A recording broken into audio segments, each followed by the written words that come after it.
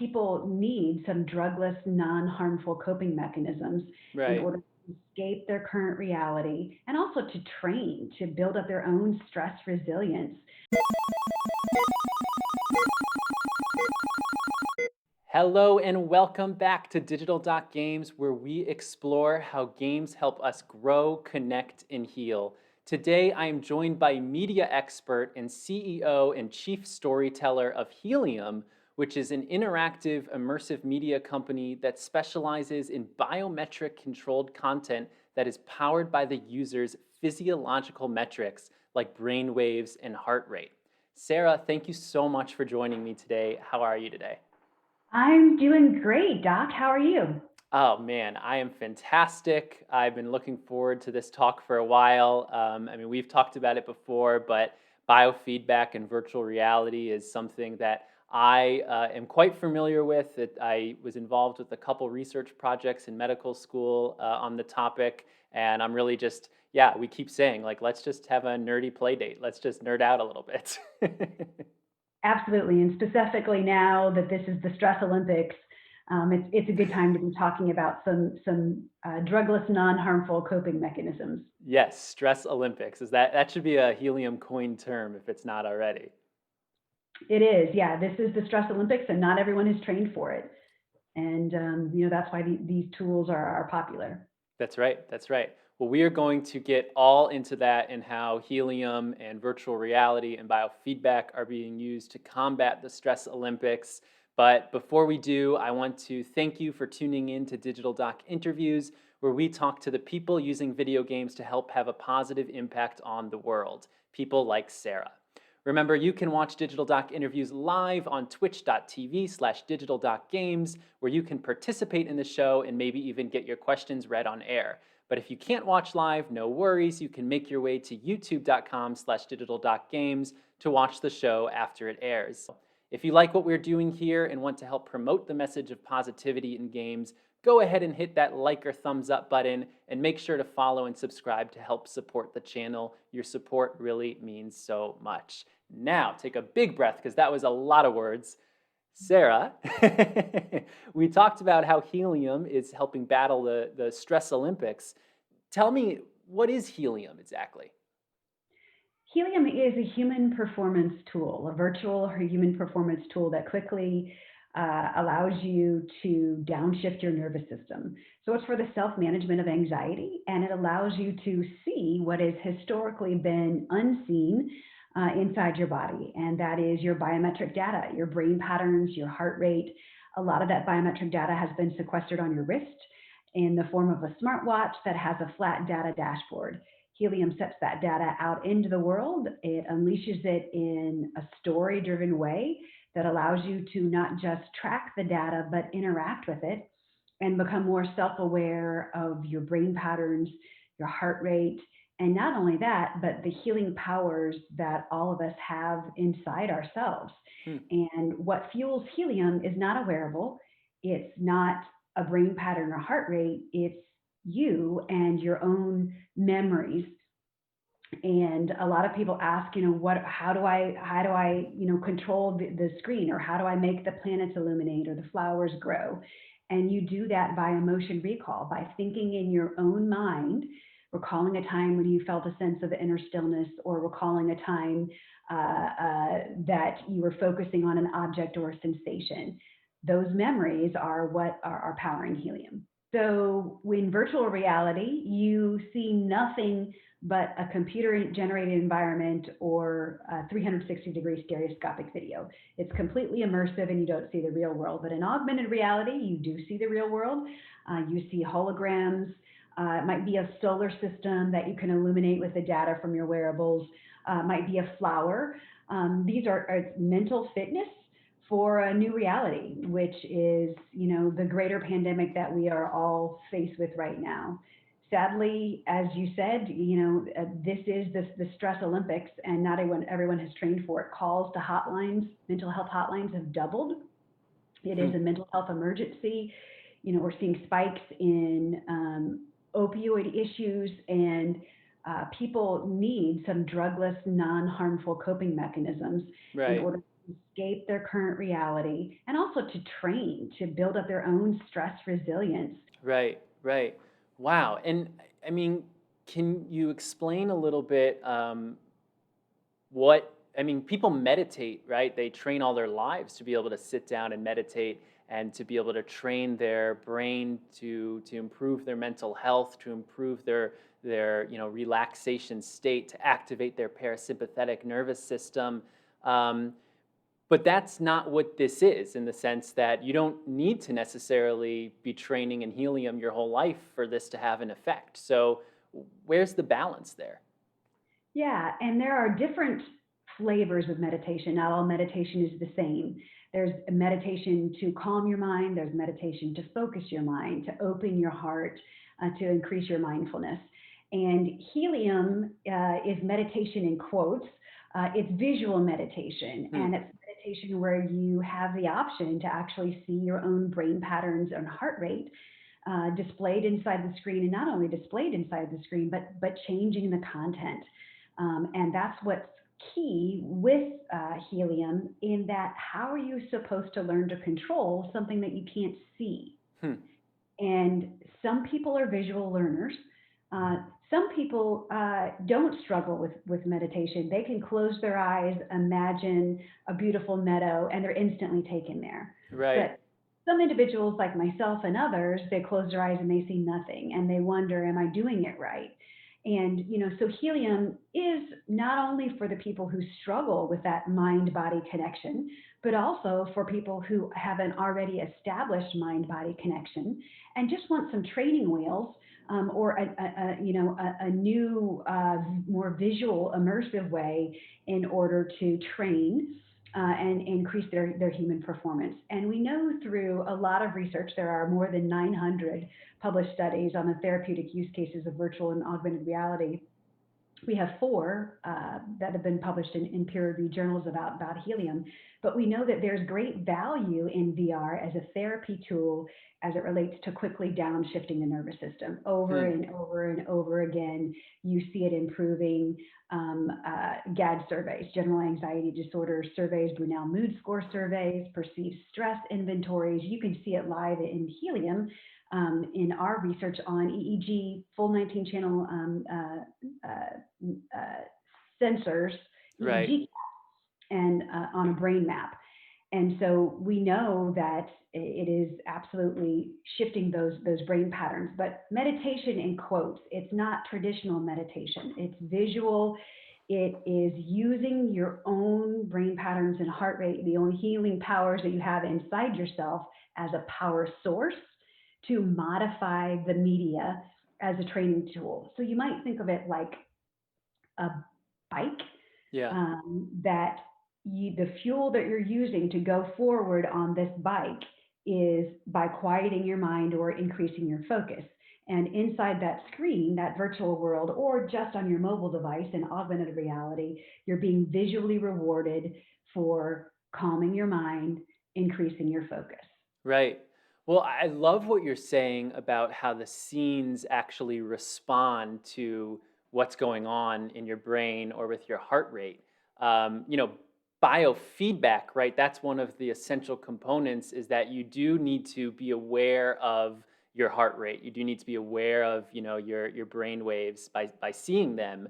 And by doing that and learning the techniques, you can actually, you know, actually control some of your physiological metrics, right? Some of the things that, to be able to actually control your heart rate in a lot of ways. And I could only imagine, by taking this into virtual reality and by integrating it actually with the environment that you're seeing, that things change, that must just take it to another level as far as the effect of seeing your biometric profile in a new world. Mhm. Yeah. And in the research, you're seeing that displayed in some of the outcomes. So it's on a spectrum as it relates to extended reality. When I say extended reality in our shop, that just means virtual reality, mixed reality, augmented reality. Hmm. But what you're seeing is compared to flat, a 2D flat meditation app or 2D media, you get a therapeutic response by even just looking at a still image, right, of a tree or something Right. like. You get a little bit more engagement and memorable response when it's set inside a spatial computing environment like augmented reality. So you have an asset of a tree in a virtual world. And then a layer above that is AR with neurofeedback. So, and allowing the user to control those assets and get visually rewarded when they are thinking or feeling a certain way. And then a layer above that, you have virtual reality, which is completely immersed in the goggles. The brain believes what it sees. It responds in that unique way, um, because it thinks it is in a forest. It is in a Right. beach. It's not in that stressful situation. And then a layer above that in the research is virtual reality with neurofeedback.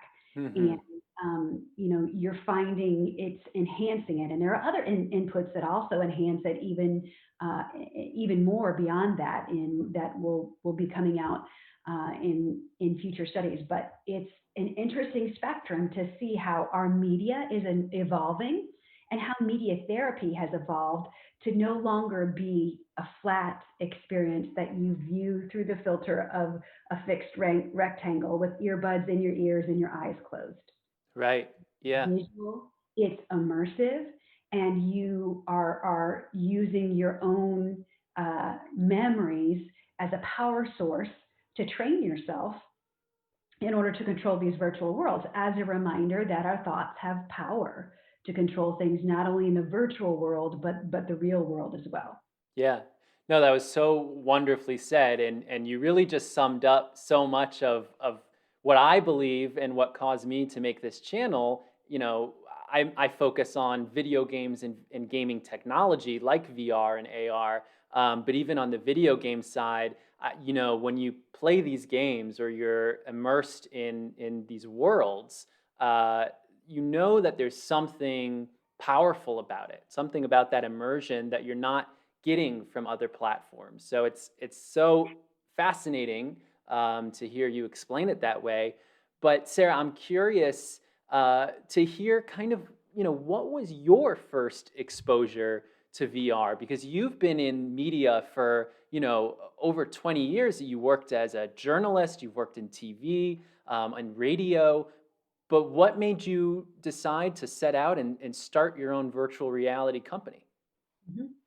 So we were working with a group of terminally ill and aging World War II veterans on something called honor flights. Honor flights are real physical flights that pre-COVID used to fly those veterans to see their memorials in Washington, D.C. Wow. And I co-founded the hub in central Missouri many years ago, and some great volunteers picked up that torch, and it continues today and has flown thousands upon thousands of veterans to see their memorials. But there was a problem with some of the veterans' health. They weren't physically able to travel anymore to make their trip. Their doctors told them that they probably shouldn't physically travel anymore. They were on too much oxygen or had a heart condition that they might not survive the trip. So, as a technologist in media, thinking to myself, what do I have in my skill set that might be able to simulate an honor flight for some of those veterans who aren't able to physically travel? And the answer to that at the time was augmented reality. Huh. Was 2011 maybe when Google Glass first came out, and we would go to the memorials and live stream from our face. We had glass on, and we would walk through the memorials and live stream via Google Hangouts. The veteran would join that video chat from their veterans home or their assisted living center, and then we would be the arms and legs of that veteran and walk through the memorials and show them from our face what they had requested to be seen. Wow. That worked wonderful until Google pulled the Glass program and Hangouts on air, and we were no longer able to do that. And we also needed a way to make that scale. Having one person dedicated to do those live tours all the time, we had hundreds of people on a waiting list who wanted these tours and a limited number of volunteers who could fly to Washington, D.C., or Sure. volunteers in D.C. who could show them their memorials. And so we turned to virtual reality. I had been using AR behind the scenes of the newscast to interact with viewers, kind of like Snap lenses are now. This was before the days of Snap, and was familiar with augmented reality and virtual reality. And we did our first VR experience of the World War II memorial and captured it in 360-degree stereoscopic video. There were 24 different cameras. It was incredibly complicated back then, Right. but created a 7-minute experience. And through watching those veterans' reactions to that program, and we did, thousands of veterans had the opportunity to see that experience and noticed that VR appeared to me as a layperson and not a scientist to be affecting their physiology. They weren't just watching this media, they were feeling it. We spent the better part of more than a year studying these experiences over and over again and seeing how they impacted brain patterns, how they impacted heart rate, what does color do to brain patterns, what does motion do, what are some of the experiences that can actually induce alpha, reduce high beta, all of those kinds of things. And we teamed up with the Neuromeditation Institute and my co-founder, Dr. Jeff Tarrant, who has done some very groundbreaking work and research that's been published in peer-reviewed journals. Our company's product that we developed through that peer-reviewed research is Healium, which is virtual and augmented reality human performance channel. That's for enterprises, areas of stress. It's for compassion fatigue, for those first responders and nurses on the front lines of COVID. It's for mental health professionals, and it's also for regular consumers who are Yeah. trapped in their homes right now in an area of confined stress and need some virtual peace. And again, a drugless, non-harmful coping mechanism to get through what is hard for all of us right Right. now. And I just hearing you talk, like I just want to stress how real this is, right? I mean, again, I did, a study with biofeedback and VR back in med school. And when I kind of started this study, I thought, well, okay, here, this is going to be sort of a soft science. This is maybe a little bit fluffy, but the truth is it's not. And the data is there. The science is there. Just go look it up on PubMed, right? There are articles about this. So, some using helium. And I just remember this one story this makes me think of is when I was doing this study and the participants in this study were doctors and nurses and fellow med students who were using this a little bit more rudimentary VR biofeedback product. And my classmates just loved it. And I knew that they loved it. And again, these are not people that have ever meditated in any capacity before necessarily, that have ever put on a VR headset before. But I knew that they loved it because when the study was over, I remember one time we were taking an exam in med school. I think it was like our cardiopulmonary renal exam or something. So a pretty intense one. They're all intense. But and I kind of took a break for a second. It was like halfway through the test, and I looked around the room, and I saw some of my classmates, at least 2 or 3 of them, were sitting in their chairs, relaxing, and were going like this, and they were breathing out with a circle, and they were breathing in with a circle, but just making one with their hands, because that's exactly what happened in the virtual reality experience. But it was that impactful for them that they continued to do it, and I know some of them now in residency continue to do it. So all of that long story is to say that if you've never tried it, don't count yourself out. This is some really, really interesting stuff, and Helium's doing even more interesting things with it. That's a great point. It's creating a unique memory. They remembered when they were doing that breathing exercise and what you created. And story combined with that is just even more of a superpower, because story is how we learn and how we make sense of the world. So you're combining a powerful medium in virtual and augmented reality with storytelling, with neurofeedback, biofeedback, and the ability for those people, like myself, who struggle with anxiety, to learn to self-regulate. And that's key. It Right. is equipping people with the tools that they can learn to heal themselves or self-regulate themselves. How are these stories? I mean, why is that sort of the word that you choose to use?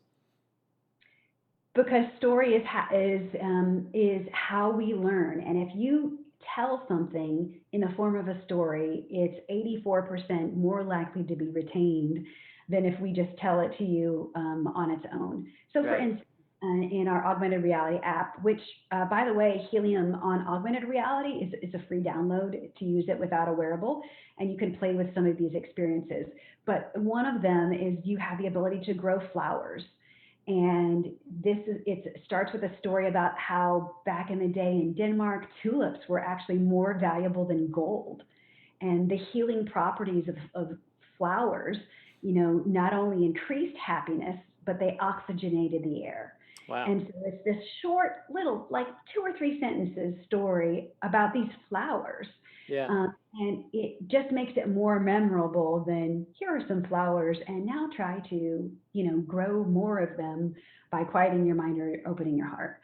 Kind of speaking of you know the stories being powered by you, it makes me wonder. And Sarah, I forgot to ask you before we went live what your past is, if you've ever been into gaming or have a favorite video game memory. But do you have any thoughts on how something like this, really a player controlled, and I mean player, controlled game, could this type of technology, could you see it slipping into entertainment to change the ways we interact with our games or our entertainment, or to change the way the games interact with us? Absolutely. So one of my favorite games is Beat Saber, right? Yes. That is just something therapeutic about that inside virtual reality. But there is the ability from a human performance perspective to use Helium not only before games, but after games. Right. So before games, it's well documented, you reduce stress, you increase your working memory, which reduces the likelihood of errors. In other words, in the gaming industry, tilt, right? Right. Right. So you can do helium protocols to try to reduce your tilt, and not only that, or to keep from tilting, quieting your mind and also increasing your focus. So you can use it as you go in as a human performance tool. You can also use it as you go out of that game to exit with helium. And wow, wouldn't it be great if in the future a large number of games had exit with helium buttons, whereas after you got everything revved up, you could also then, rev it down, and quiet your mind, and have a memory of that as you go on then into your day. So there Yeah. are a variety of different ways that it could be used, but and we are working with some esports groups as well on some pilots and getting helium in the hands, not only before gaming but after gaming. And we have a data dashboard that allows you to track those brain patterns over time. And this is just an EEG a headband, a little forehead strap that goes on the forehead. And so we can see, what different brain patterns are doing. And that user also has the ability to self-monitor their brain patterns.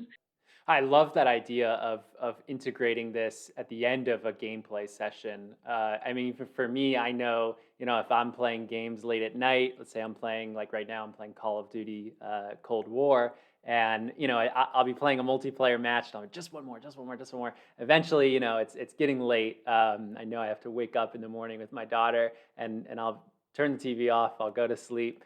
And it's tough because my heart rate is elevated, and it takes me a while. My fight or flight response is turned on, and to have kind of a cool down time built into the game, that would be really, really interesting.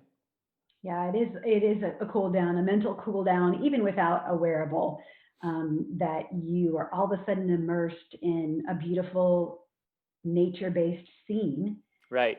that is floating through a crystal forest. And then as you float through this crystal forest, on either side, all these lights are lighting up, and then you're presented with a triple double rainbow. And who doesn't need a triple double rainbow in today's day and age? That's Um, right.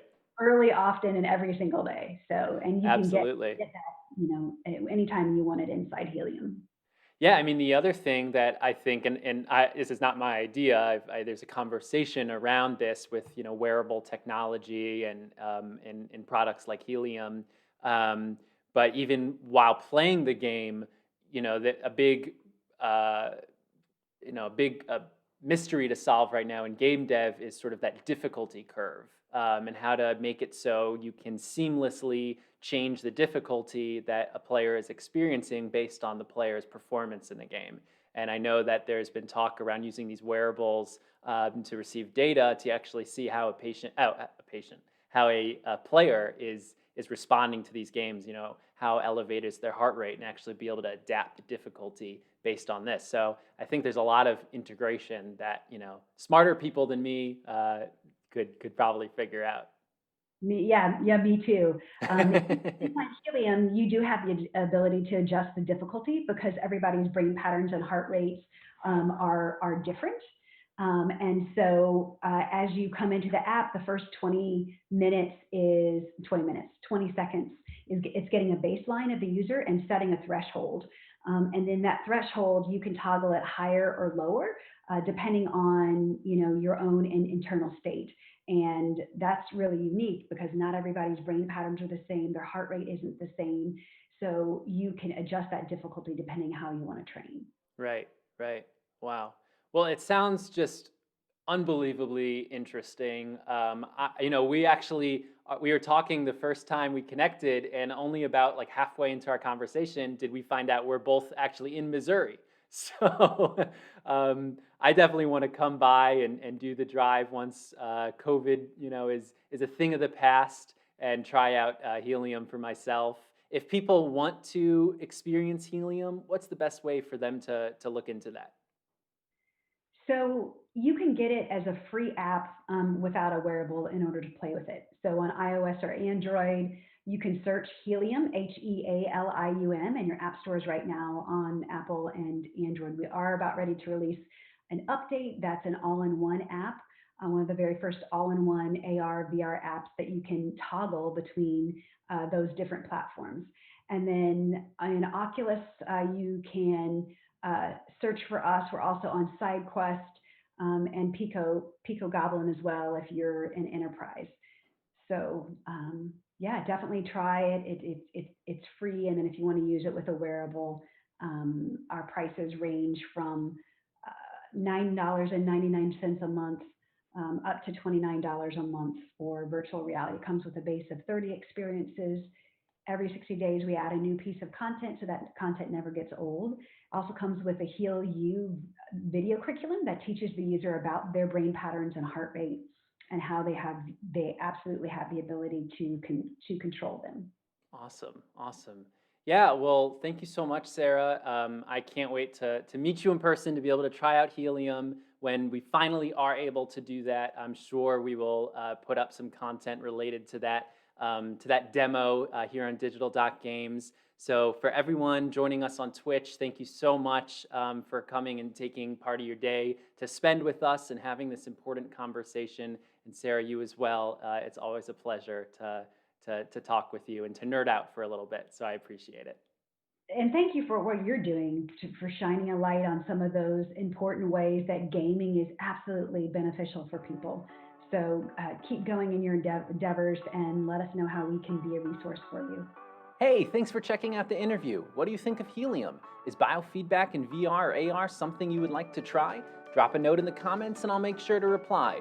Feel free to check out some more Digital Doc interviews here. And remember, if you believe in the power of games, like and subscribe to this channel. Welcome to the Care Team.